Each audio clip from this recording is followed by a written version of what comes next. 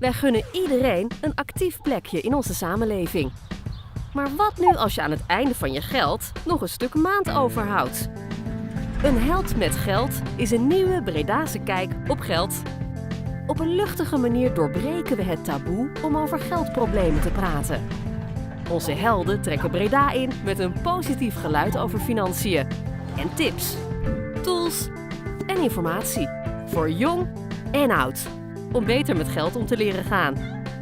Je vindt onze tent en bakfiets op allerlei plekken in Bredase wijken. Waar we workshops en pop-ups organiseren. En natuurlijk je vragen over geld beantwoorden.